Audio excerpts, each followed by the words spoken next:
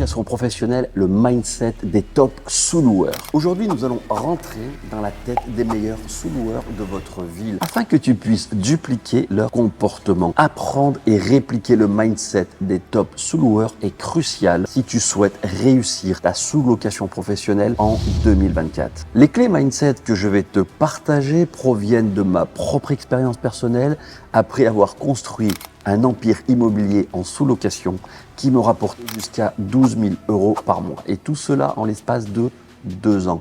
J'ai ensuite revendu cette entreprise avec une plus-value à 6 chiffres et je suis aujourd'hui expatrié à Dubaï. Aujourd'hui, je suis toujours présent dans la société de sous-location en tant que conseil et j'enseigne à mes élèves comment devenir libre grâce à la sous-location professionnelle. Cette vidéo va te fournir des conseils que tu n'aurais jamais entendus ailleurs et qui te permettront de devancer la concurrence sur le marché de la sous-location professionnelle.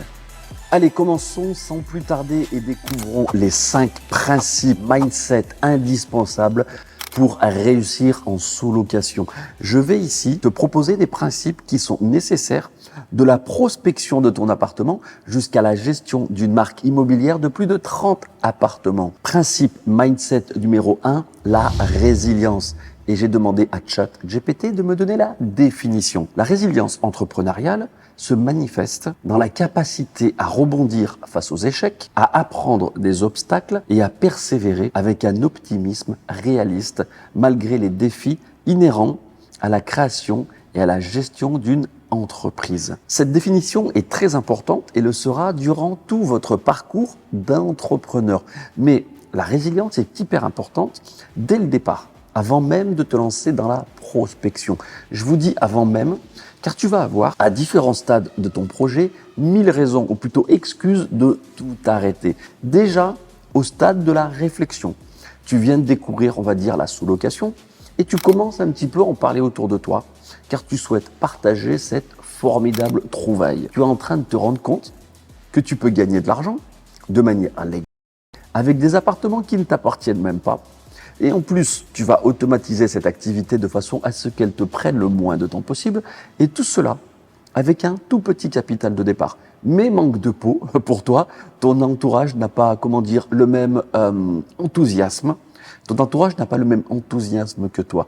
Typiquement, ici, si tu ne fais pas preuve de résilience et si tu ne vas pas au-delà des fausses croyances, des personnes autour de toi, des gens autour de toi, qui te veulent du bien ou pas. On n'est pas là à se dire que ton entourage est bon ou mauvais, c'est pas le débat d'aujourd'hui. Mais en pensant te protéger, ton entourage, ta famille, tes proches vont être amenés à briser tes rêves et tes espoirs. Donc, la résilience va te permettre d'affronter ces différents obstacles et de continuer à avancer. Sûrement, tu vas te rendre compte qu'il n'y a pas autour de toi d'autres personnes qui en sachent plus que toi sur la sous-location professionnelle. Donc inutile, ça ne sert à rien d'aller demander l'avis de ton frère chauffeur de bus, de ton cousin pharmacien ou encore de ton ami plombier.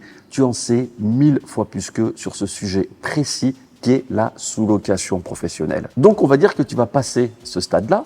Là, tu vas faire partie déjà d'une minorité qui va au bout, donc qui passe au-delà de l'entourage. Donc tu vas te former. Tu vas commencer à prospecter et là, tu vas te confronter au réel des refus des propriétaires.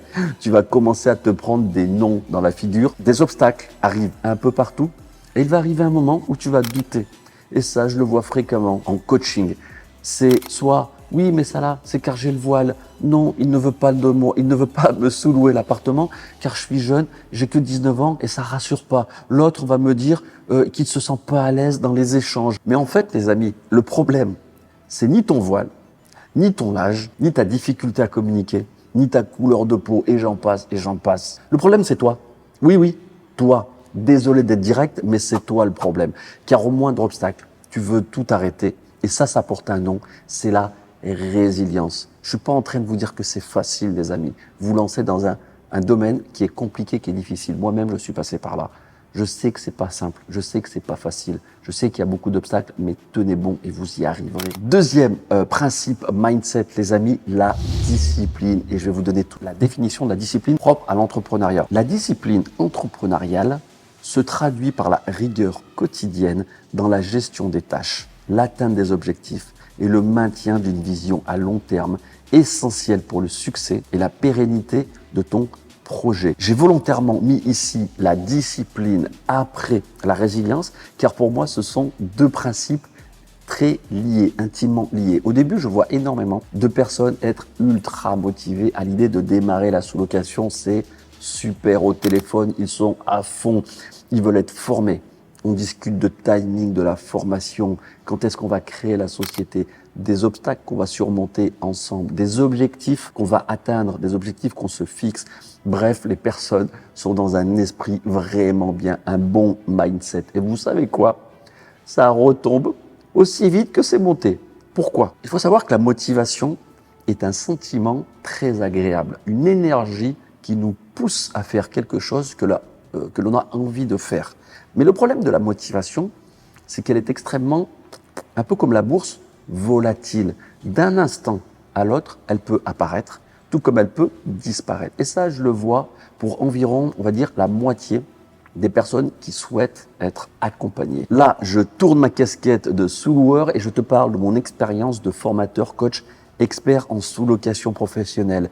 Et en plus, ces personnes, je les préviens de ce qui peut se passer. C'est super, mon ami, tu es ultra motivé, mais la motivation est éphémère. Tu dois ensuite la basculer, la muer, la transformer en discipline. Car c'est la discipline qui va faire que ton projet avancera et résistera.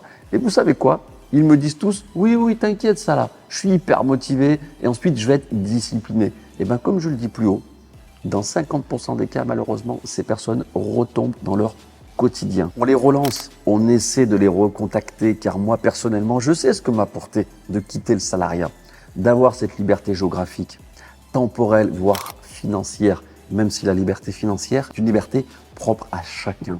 Donc vraiment, ça me frustre énormément de voir des personnes abandonner leurs rêves, mettre de côté leurs projets, tout simplement car leur quotidien, leur routine les a dominés. Appelle ça comme tu veux, la rat race, le métro boulot dodo. Le pire, c'est que ce sont des personnes qui n'en peuvent plus de leur travail. Elles en ont marre de leur quotidien.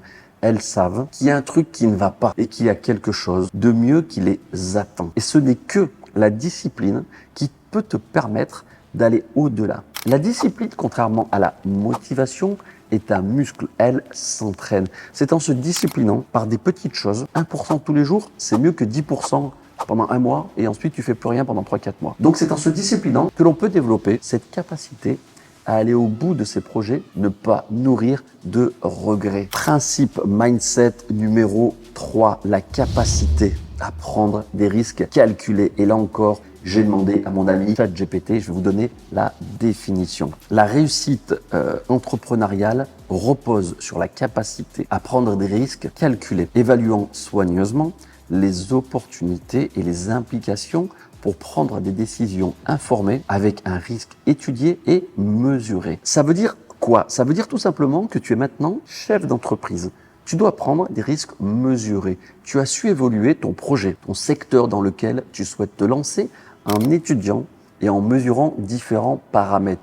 Tu dois faire les bons choix. Et pour cela, tu dois t'entourer de bonnes personnes, des bonnes personnes. Mettre de côté les personnes nocives, mauvaises. N'oublie jamais le principe de la moyenne des 5. C'est quoi ce principe? C'est que tu es la moyenne des 5 personnes que tu fréquentes le plus. Donc les 5 personnes que tu as autour de toi.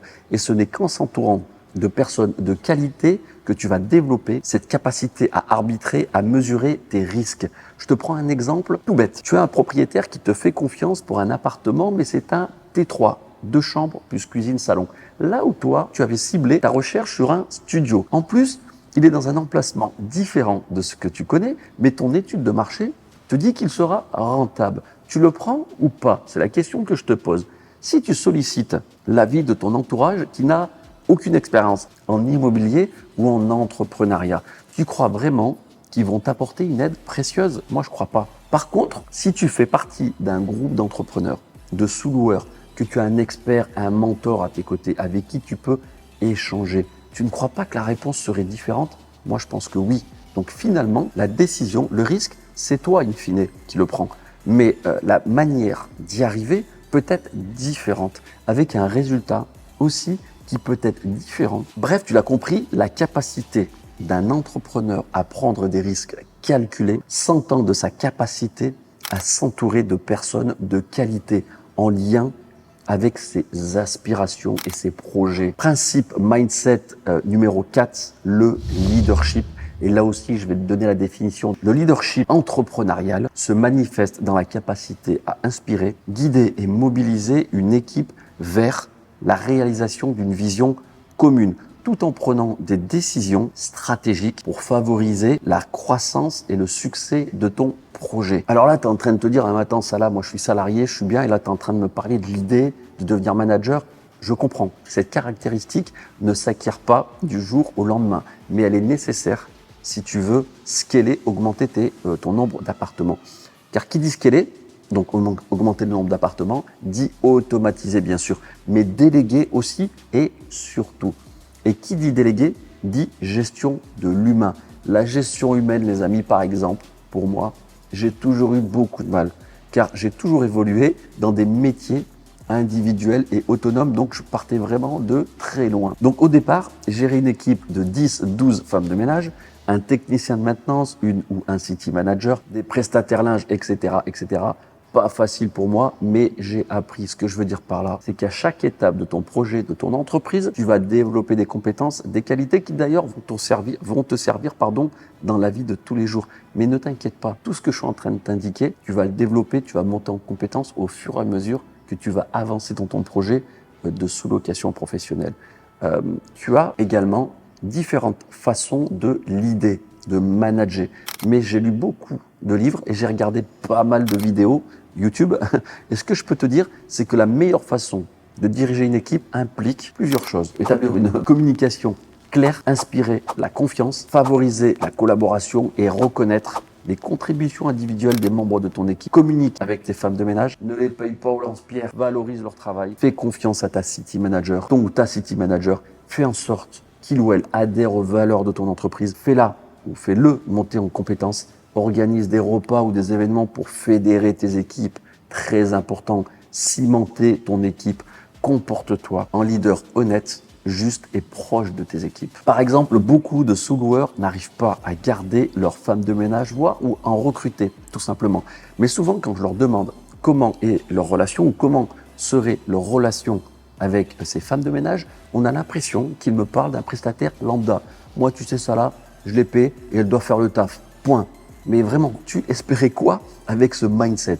Tu espérais quoi avec ce mindset ? 5e principe mindset, les amis, l'esprit d'apprentissage continu. Et là aussi, je vais vous donner la définition propre à l'entrepreneuriat. L'esprit d'apprentissage continu dans l'entrepreneuriat se révèle essentiel en embrassant une mentalité constamment curieuse et adaptable, permettant à l'entrepreneur de s'informer, d'évoluer et de s'ajuster pour rester pertinent dans un environnement en perpétuel changement. Ce principe est hyper important car il veut tout simplement dire que tu dois te former tout au long de ta vie d'entrepreneur. Moi, personnellement, je continue à me former, à lire, à payer du coaching pour être meilleur tous les jours. Encore une fois, dans mon entourage et lors des appels coaching pour ma formation business Sous-Loc Mastery, je vois beaucoup de sous-loueurs parmi ceux qui en font déjà leur activité principale. La plupart ont entre 4 et 7 appartements et ils en veulent 30 ou 35, donc ils veulent scaler.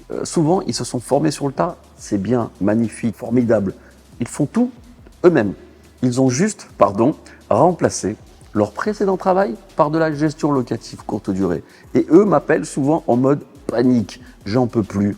Je rentre des apparts, ça là, mais je n'y arrive pas en termes d'organisation, de ménage, d'outils informatiques, de juridique, etc., etc. J'ai besoin de toi, s'il te plaît. Quand je leur présente l'accompagnement, la nécessité de réaliser un audit de leur activité et ensuite mettre en place un process précis pour aller chercher ces 30, 35, voire plus d'appartements, mais avec une structuration de société par l'automatisation et la délégation intelligente, majoritairement, on va dire que les personnes comprennent ce besoin et adhèrent. Mais tu as encore des personnes qui, on va dire, bug. Ils ne comprennent pas qu'ils ont besoin d'aide. Ils ont ce syndrome du « je fais tout seul ». Personne n'arrivera à faire aussi bien que moi. Pourquoi déléguer ça là ? tes outils, j'en ai déjà entendu parler, mais ça ne m'intéresse pas. Ok, pas de souci. Je te souhaite de réussir, d'être le meilleur, même si je pense que ça va être hyper compliqué. Vous pensez que des sociétés comme Airbnb et Booking, à toute proportion gardée bien évidemment, se sont faites avec cette mentalité? Tu penses que tu peux monter à 30, 35, 40 appartements sans aucune aide extérieure, sans apprendre de manière continue sur l'activité? Ça, c'est l'esprit d'apprentissage continu. Et seuls ceux qui ont ce mindset-là arriveront à scaler et à être les meilleurs loueurs de leur ville. Et voilà, tu connais désormais la manière de penser d'un top sous-loueur et tu as toutes les clés pour pouvoir les appliquer toi aussi et obtenir les meilleurs résultats. De par mon expérience, les gens qui ne réussissent pas, soit ils n'ont pas le bon mindset déjà pour commencer le projet car ils sont motivés quelques jours puis plus rien. Ensuite, s'ils se sont lancés, ils arrêtent ou font un burn-out car ils font trop d'erreurs, de mauvais choix et perdent temps et argent. La formule est simple les amis. Formation, coaching, appartement est égal à ne pas être seul, qui est égal à plus de chances de réussite, qui est égal à faire partie d'une communauté, qui est égal à affronter les obstacles ensemble et partager les réussites ensemble. Je suis pas en train de vous dire que c'est facile. Tout ce que je vous ai dit dans cette vidéo, je me les applique à moi-même. On pourrait même consacrer cette vidéo aux sous-loueurs débutants, simplement pour quelques principes, notamment le mindset, la rigueur, certains principes qui sont très importants pour des sous-loueurs débutants. Donc je sais que c'est pas simple. Je sais que quand on est dans ce métro boulot dodo, dans notre quotidien, c'est extrêmement difficile de s'en sortir, de s'en extirper, surtout pour ceux qui ont des familles, femmes, enfants, c'est très très difficile. Je suis pas en train de vous dire que tout est simple. C'est comme ça que ça fonctionne, les amis. Les choix difficiles, sortir du quotidien, sortir de sa zone de confort, amènent des choses difficiles.